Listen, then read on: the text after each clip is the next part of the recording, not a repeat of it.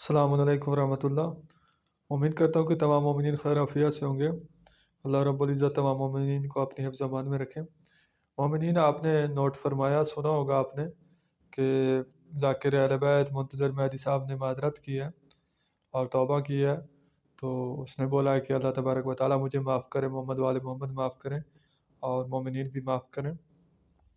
تو ان لوگوں کے لیے میرا پیغام ہے آج کا کہ جو میرے خلاف باں باں کرتے ہیں، کہتے ہیں کہ منتظر تم جو ذاکرین کی چترول کرتے ہو، جو شرک کرتے ہیں، جو کفر کرتے ہیں یا توہین معصومین علیہ الصلوۃ والسلام کرتے ہیں، تو تم اس کو کال کر کے سمجھایا کرو یا اس کے بالمشافہت سے مل کر اس کو سمجھایا کرو۔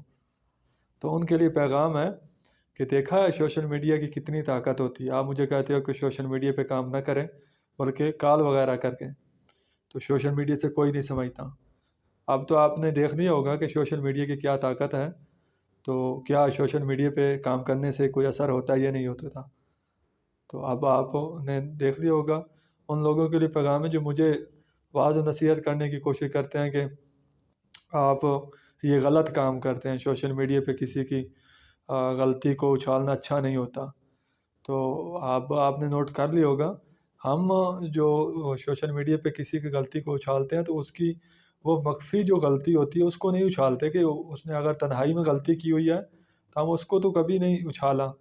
وہ تنہائی میں جو غلطی کرے تو اگر ہمیں پتہ چل بھی جائے اس کا، تو ہم جیسا کہ اللہ ستار العیوب ہے، تو وہ اگر خود بھی عیب چھپاتا ہے تو ہمیں بھی حکم نہیں دیتا کہ تم کسی کے عیب ظاہر کرو، تو ہم فل کوشش کرتے ہیں کہ ان کے عیب کو چھپایا جائے۔ ہاں، کچھ لوگ ایسے ہوتے ہیں کہ جو مجمع میں غلطی کرتے ہیں، ہزاروں کے مجمع میں سوشل میڈیا کے ہوتے ہوئے اور کیمروں کے درمیان وہ غلطی کرتے ہیں، کفر کرتے ہیں، شرک کرتے ہیں یا معصومین علیہ الصلوۃ والسلام کی توہین کرتے ہیں، جیسا کہ میں نے کلپ آپ کو سنائے تھے کہ معصومین علیہ الصلوۃ والسلام کی توہین کرتے ہوئے کچھ ذاکرین نظر آتے ہیں۔ تو جو مجمع میں غلطی کرے گا، کیمروں کے سامنے غلطی کرے گا، پوری دنیا کے سامنے غلطی کرے گا، تو صاف ظاہر ہے ہم اس کو پوری دنیا کے سامنے ٹوکیں گے، پورے مجمع میں ٹوکیں گے، اور جس طریقے سے ہمیں ممکن ہوا ہم ٹوکیں گے، اس کی غلطی کو ہم اجاگر کریں گے اور مومنین کو متوجہ کریں گے کہ ان لوگوں سے بچ کے رہیں۔ تو سوشل میڈیا کی طاقت ہے، یہ آپ نہ سمجھیں کہ سوشل میڈیا کی طاقت نہیں ہوتی۔ تو اگر ہم تنہائی میں منتظر مہدی صاحب کو سمجھاتے بھی صحیح، کال کرتے اس کو علیحدہ سمجھاتے، وہ کبھی بھی نہ سمجھتا، اپنے بات کی تعویلات کرتا، الٹا کچھ نہ کچھ ہمیں ہی بول دیتا۔ تو اب ہم نے اس کو سوشل میڈیا کے ذریعے پیغام دیا ہے، اور فقط میں نے نہیں بلکہ بہت سارے ذاکرین نے، بہت سارے علماء نے اور بہت سارے طلاب نے، مومنین نے۔